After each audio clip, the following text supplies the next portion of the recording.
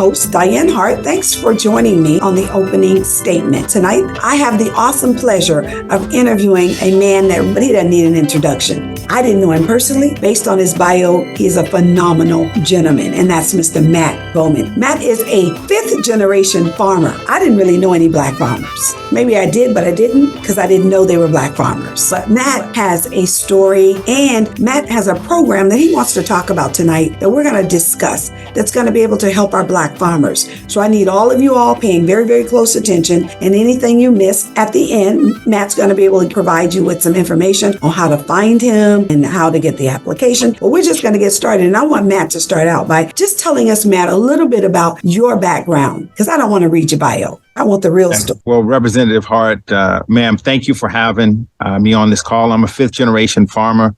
I'm sitting here now coming to you from beautiful Micanopy, Florida. This farm has been in my wife's family for several generations. And my farming experience comes out of the low country of South Carolina, Gullah Geechee, outside of Charleston. I like to tell people I moved from one swamp to another. So I'm here in Gainesville. But you know, farming, most of us, especially those of us Black Americans in this country, are really one or two generations removed from the farm. And it is my hope and dream that more young people of all races will buy land, will become small farmers, will go out and pick lemons off their lemon tree and really enjoy the land, especially now that people can work remote.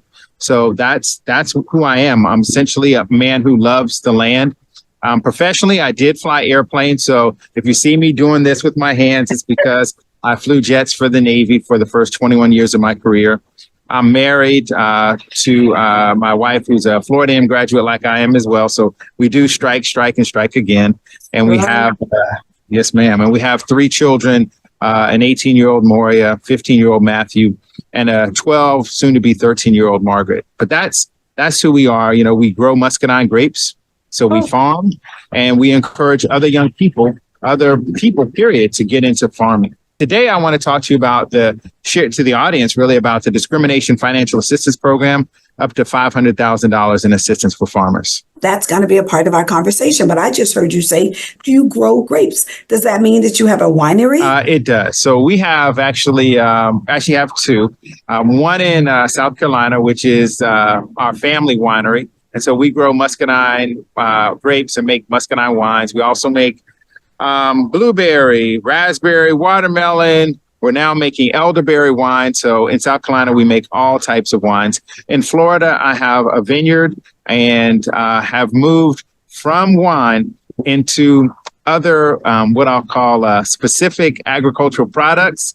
And so we left the wine in Florida and are moving in a new direction in Florida. But we're super excited about the land.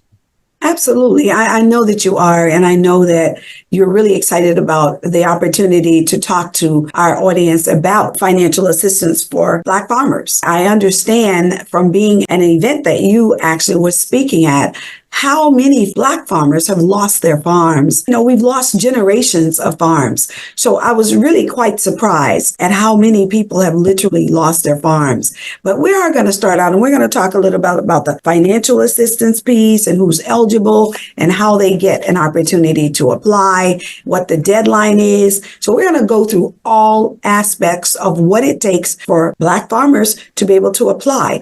I understood just from listening to you all talk that our white farmers have been getting money for a very, very long time at a much larger dollar amount. Was that what I heard? We are going to talk a little bit about the financial assistance program, the Black farmers who've been discriminated against. I understood from listening to you all up on the stage earlier this week talk about how white farmers had received far more money than our Black farmers.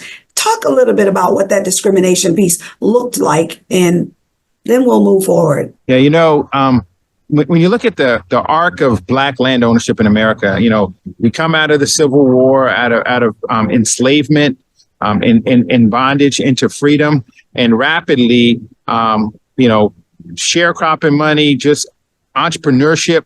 We grow to millions of acres of land in 1910. That's really the 1910 to 1920 is the peak of Black land ownership. And after that, it begins to fall like a rock. Until now, less than 3% of farmers in America are Black farmers. When you talk about the distribution of the pie, like where does the money go? Where does the federal money go? It's not just Black farmers who don't get the federal dollars. The way it's divided is large farmers get most of the money. Mm-hmm. If you have over 1,000 acres, you're in that group of large farmers and you're getting most of the money. You can count on two hands the number of Black farmers in America that have over 1,000 acres that are still farming. But most of those large farmers are getting all the money. And then most of the farmers who are small farmers, less than 150 acres, they get very, very small amounts of the money.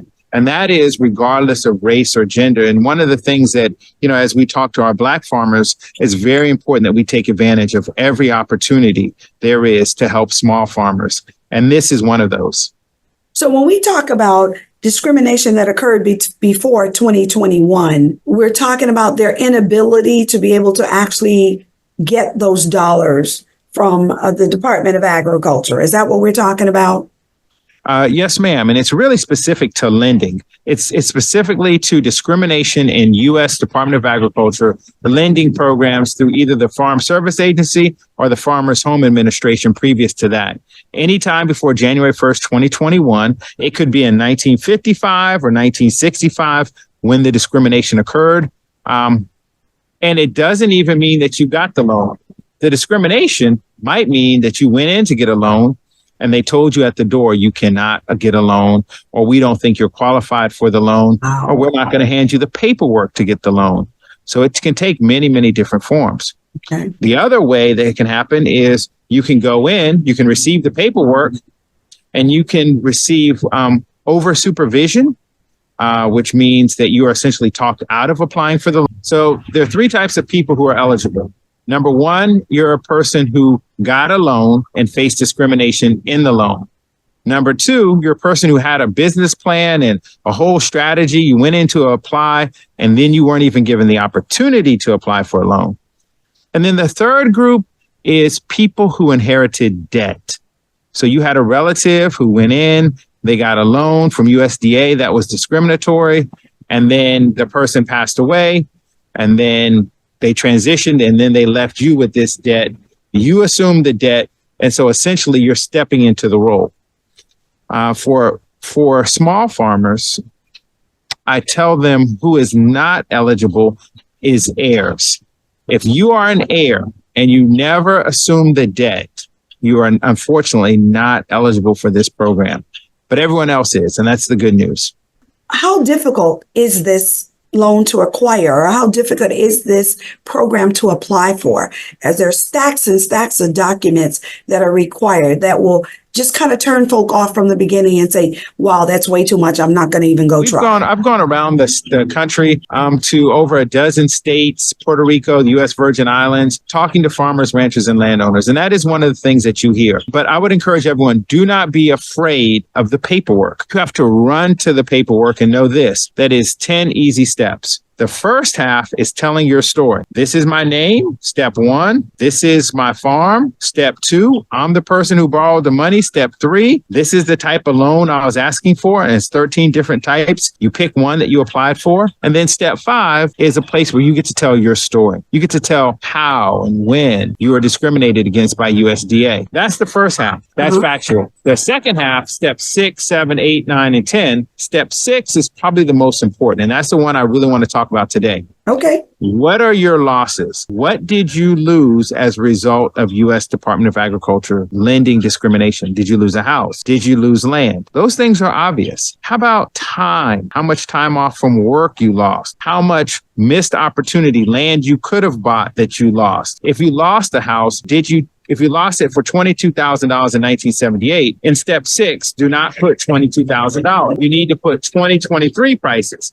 Right. And in Tampa, you can't buy a Matchbox for $22,000 in Tampa. Nope, about $300,000 today. About $300,000 today. And so that's the number that you need to put in step 6. So let me ask you this. When we talk about this application, is there any assistance out there in helping someone walk through this process? Yes, we have over 98 people, 98 technical assistants around the country who can help you. All you have to do is dial a 1-800 number, 1-800-721-0970, and schedule an appointment for someone to sit down with you and go through this application with you. We also have a website, www.22007apply.gov, and that website has all the information, literally everything that I know we have put into that website. So it's a government website. It's free. There's no cost for the technical assistance. There's no cost to call the call center, and there's no cost to access the website. Let's remind people that if you are applying, don't go to somewhere saying, oh, I need me a lawyer to help me fill out these documents, because you don't. You have the people in place to be able to assist them. And we want to make sure that people understand that, because so many times as this information spreads, they're going to be saying, oh, you really need to get yourself a lawyer to help you fill out this document. And you don't. Community farmers do not need. Do not. You know, there's a big phrase that says NO. You do not need a lawyer. As a matter of fact, in about an hour, I'm going to be on another Zoom call talking to lawyers, sharing with them on how to fill out this paperwork. Should someone come to them, right? So you might as well, since everyone's coming to us, you might as well come as well. Makes sense. My hope is that people will not allow somebody to charge them for helping to get these documents filled out, because it is not necessary. We have the 1-800-721-0970. Is that correct? And yes, ma'am. When the show airs, we will have this number up on the site. We will make sure of that. There's no question that we'll have it up on the site. When we talk about a timeline, I know that there's a deadline to applying for these funds. Let's talk a little bit about that. Yeah, the deadline is fast approaching. January 13th, 2024 is the deadline to apply for up to $500,000 in financial assistance. The program has been running since July 7th, but we want to make sure that on January 14th, that no one wakes up and is hearing about this for the first time. And that's why, ma'am, we're honored to be on your show and others getting the word out. Yeah, absolutely. Absolutely. Well, we're going to take a short break and we will be right back. Long before Abraham Lincoln signed the Homestead Act of 1862, which offered settlers up to 160-acre parcels of free land, free African Americans had been cultivating land and establishing homes in the Midwest, helping to set the stage for the nation's western expansion. The Northwest Territory, the area that we now refer to as the heartland of the United States, Wisconsin, Ohio, Michigan, Minnesota, was settled as the United States' first frontier. It was established as a free territory without slavery.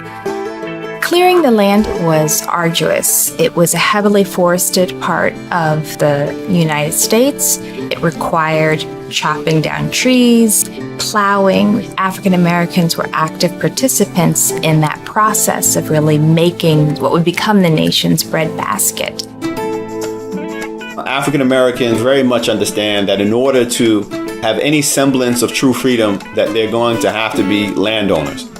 Despite the tremendous work of early African American pioneers, white Americans took great efforts to ensure that these black farmers felt unwelcome in the new frontier.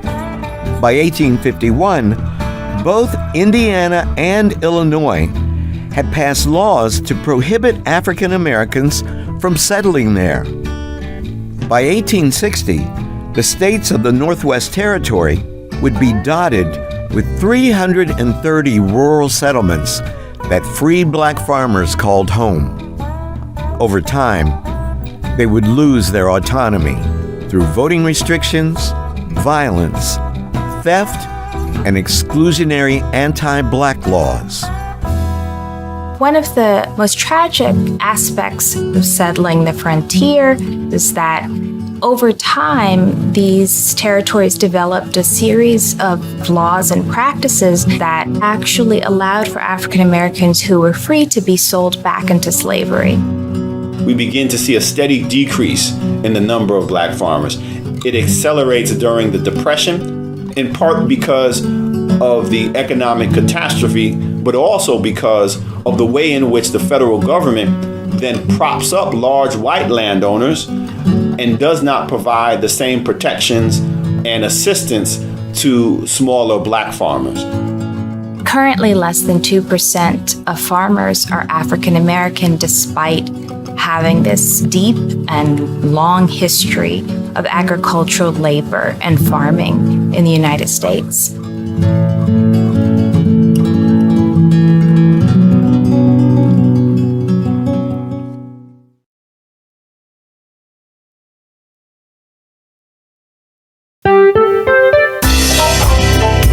You are watching The Opening Statement with your host, Dianne Hart, right here on Tampa Bay Television Network.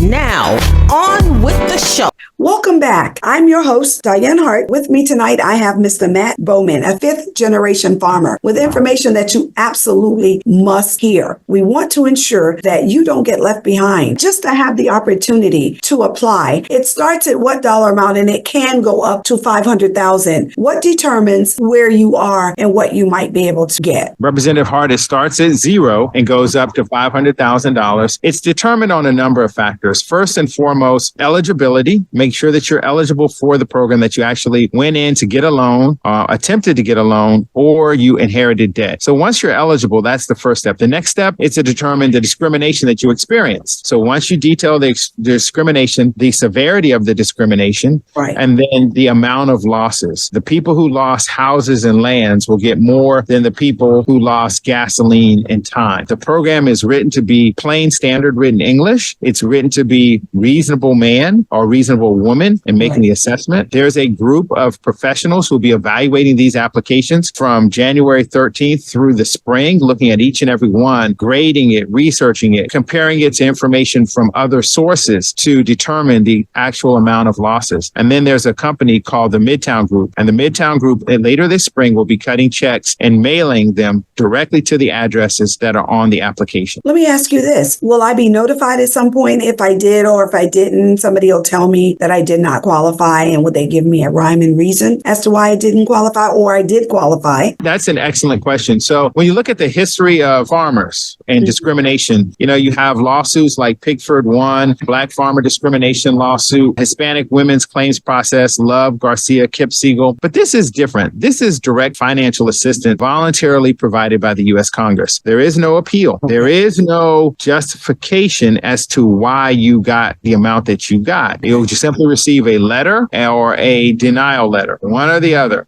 It's very binary. So that's why it's very important that people take the time to properly fill out the application. Absolutely. Some people have said they can do it in 30 minutes. Nah. I will tell you, you need 5 hours to properly fill out this application. The good news, it's your story. So it's not like you're trying to take someone else's story and write about it. It's merely you taking the time, 5 hours, 3 hours one day, 2 hours on the second day, to tell your story of farming and lending. And listen, I kind of think that if you get bogged down in the fact that you cannot write, then speak your story and have somebody else transfer you into writing. Because sometimes we are not thinking when we're writing like we're thinking when we're speaking. So if you run into that issue, make sure that you just get your telephone. Everybody has voice on their phone. Speak your story and then allow somebody else to translate it for you in written form and put your story down. And even when you're doing your story, go back and think about it. I mean, if I was discriminated against, which I was back in the 70s when I started my business, I'm sure there will be some parts of it I might forget today and I may leave out. But if I told you my story, I think I'd be a little bit more thorough than I was thinking when I'm trying to write it all down. Let somebody else dictate it for you if you are not a writer, because sometimes we're not. And I understand that. But tell the story. And Representative Hart, I couldn't have said it better.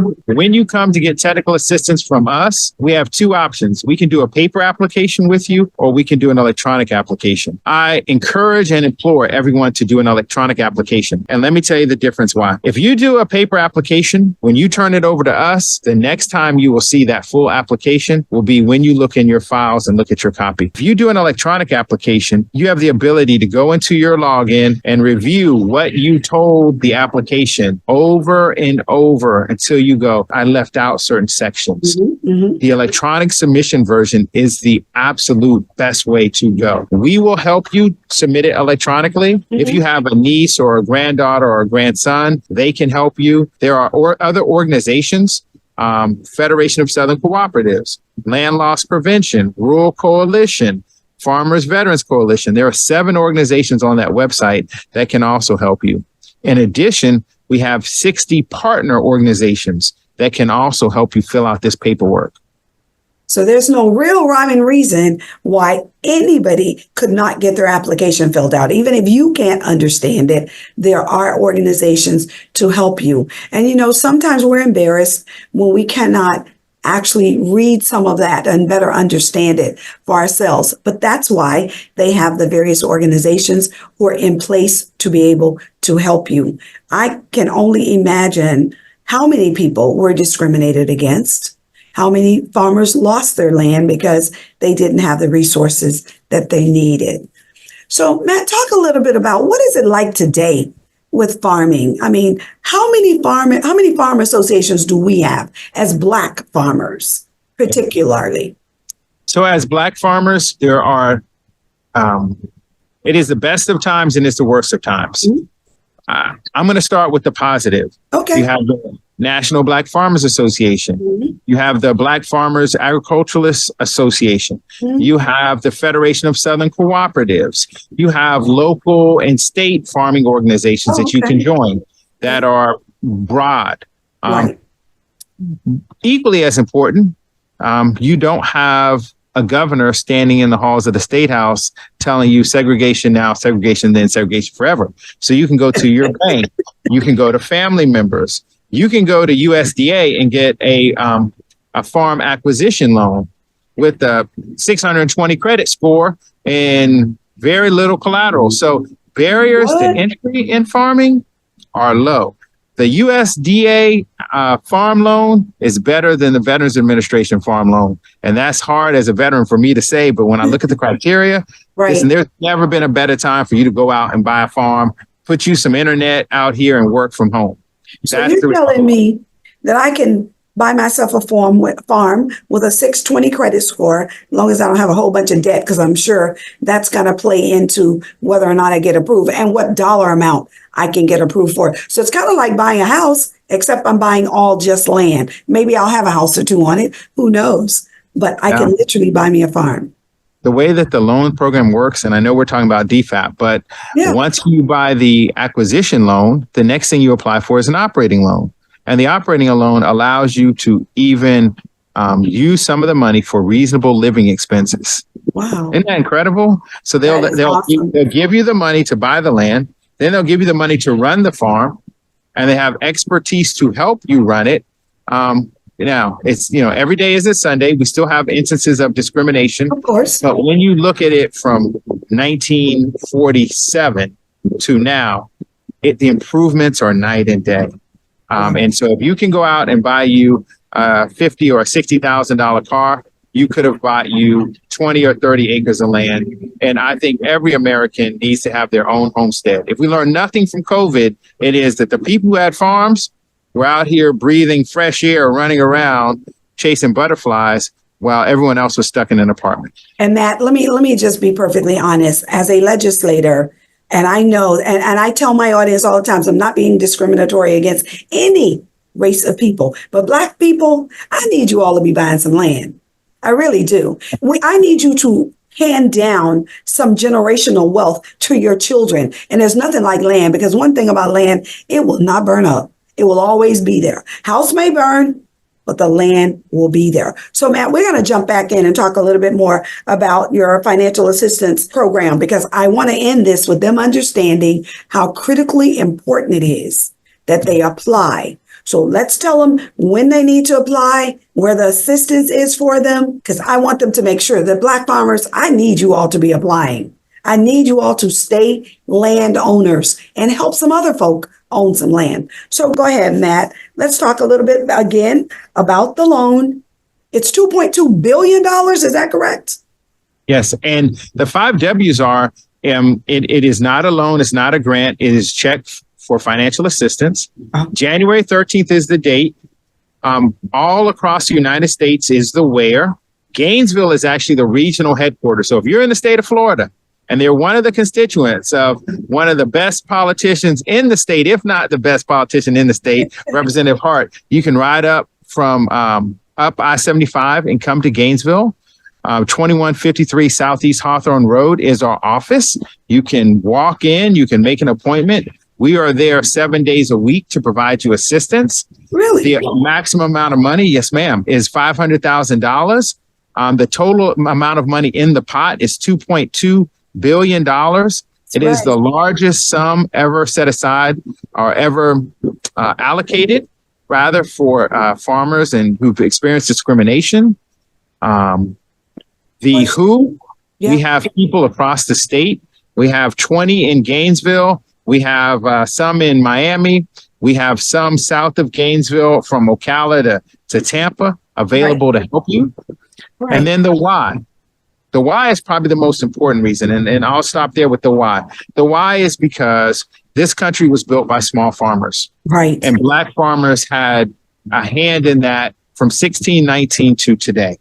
And it's very important that we go out, get this financial assistance so that we can continue to farm and pass along multi-generational wealth.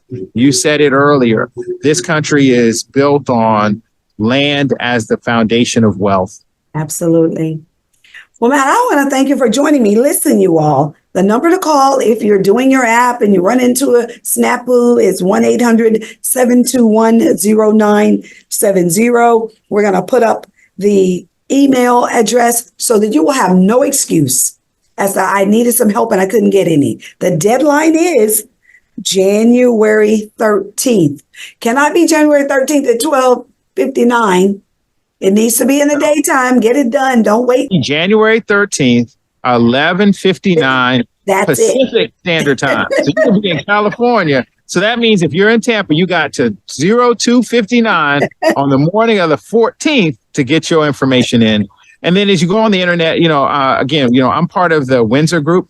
The Windsor Group is a contractor selected, one of 3 contractors selected by the U.S. government to administer this program. Yeah. So if you go online and look for the Windsor Group, you can find that. It is a woman-owned, veteran-owned company, one of the fastest-growing companies in the country. Good. And so that is another plus. Absolutely it is. Matt, who made these dollars possible? Did this come something in the Biden administration that they did? Where does money come from? Yeah, so this money came as a result of the current administration. Senators Booker and Warnock and others worked really, really hard with Black farming organizations and really farming organizations, Black and white, Farmers Legal Action Group, Rural Coalition, Farmer Veterans Coalition, New Farmers. All of them came together to push for this legislation. Listen, community, what more can we tell you? It's available. Now it's up to you to take full responsibility applying for it. So, Mr. Bowman, I want to thank you for joining me this evening. It has been a pure pleasure to have this interview with you. I will be ensuring that every group we can find how to get it. So this is the opening statement where yours truly, Dianne Hart, some people like to say State Representative Dianne Hart, on the Lit TV network. You can find me every Wednesday night at 7 o'clock. Please continue to watch our show. You all, don't miss this opportunity. Please don't. Thank you, Matt. Yes, ma'am. Thank you. See you soon. Yes, ma'am.